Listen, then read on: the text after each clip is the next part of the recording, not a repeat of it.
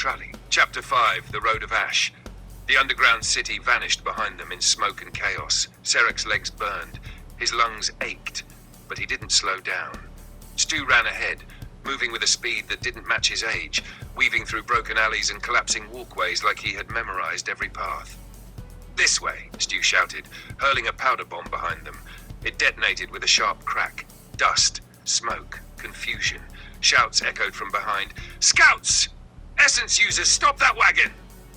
Serak risked a glance back. Figures moved through the haze. Fast ones, too fast for normal humans. "They're trying to take the wheels," Serak yelled. "I know!" Stu snapped. "That's why we're not staying on the roads." The wagon swerved violently as Stu yanked the reins, taking them down a narrow, half-collapsed path carved between stone and scrap metal. Wood splintered. The wheels bounced dangerously. A projectile ripped past Serak's head and embedded itself into the wagon wall. Another struck the rear axle. Crack! The wagon lurched. "Hold on!" Stu shouted.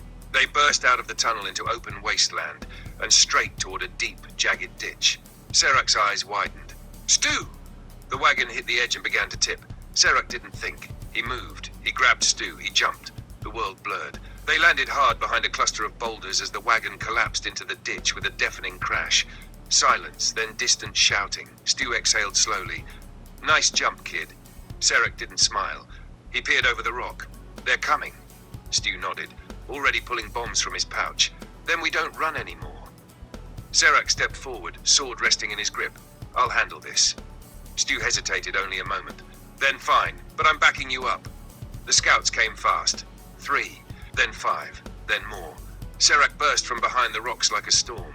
He moved through the smoke of Stu's powder bombs in flashes of steel and shadow. A sweep, a fall, a dash, a scream cut short. The sword moved with him now, not against him. The final scout fell with a single clean strike. Serak stood there, chest heaving. Then, the ground beneath him shifted. Stone rippled like water. His legs sank. "Serak!" Stu shouted. An essence user stepped forward from the dust, eyes glowing faintly. His hand was raised, fingers curling. The earth swallowed Serak up to his waist. He tried to pull free, couldn't move. Stu hurled bombs desperately, explosions cracking around them. A second enemy lunged from the side, daggers flashing. A bomb struck him mid-air, detonating in his face. He dropped. Still, the earth tightened around Serak. Anger flared in his chest. Fear. Frustration. Power. The sword pulsed. He roared and wrenched himself free with brute force. Stone shattering around his legs, he launched forward. One leap, one overhead strike. The earth user's skull split beneath the blade. Silence followed. Only wind, only smoke. Stu stood frozen, staring at Serak. Then slowly, his shoulders slumped. "I hate that you have to do this," he muttered. Serak swayed slightly, exhaustion finally catching him. He looked down at his hands. Blood, not his. He didn't remember every strike. Only flashes. He was alive. That was enough. A faint glow caught Serak's eye near the fallen essence user. Red. A small shard embedded in the dirt, pulsing weakly. He knelt and picked it up. Warm. Alive.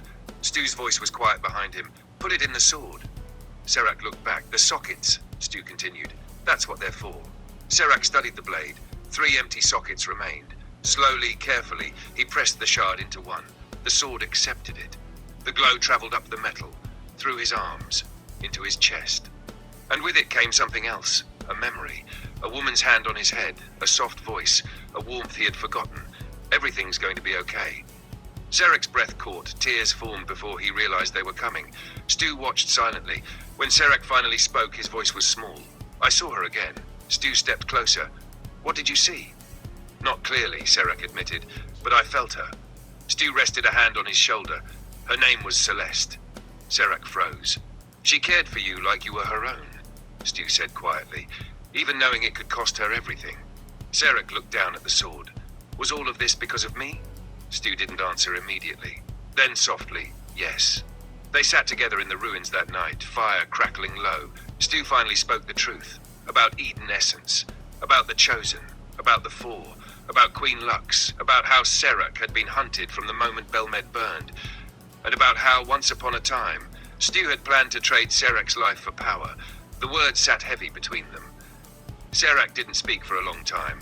Then quietly, "Why didn't you?" Stu gave a tired smile. "Because you stopped being cargo." The fire popped softly, "And you became my kid instead."